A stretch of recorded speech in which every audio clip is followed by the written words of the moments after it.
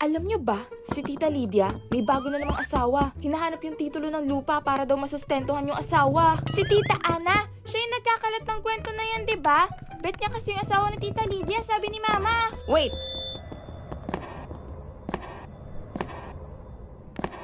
Si Papa! Sino na namang pinagchichismisan ninyo? Hindi. Naglalaro lang kami ng mga anak mo. Sa Buzz Up na lang tayo mag-usap. Buti na lang na-discover natin tong bagong feature ng Buzz.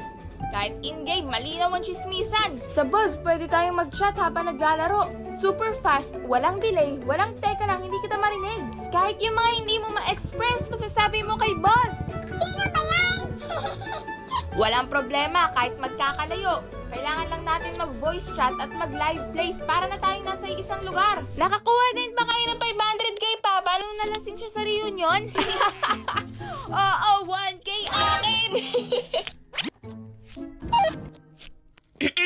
Baka nakakalimutan nyo, nakasama na ako sa live plays nyo. Akin na yung pera ko. Sinong nag-add kay Papa? Binlock ako?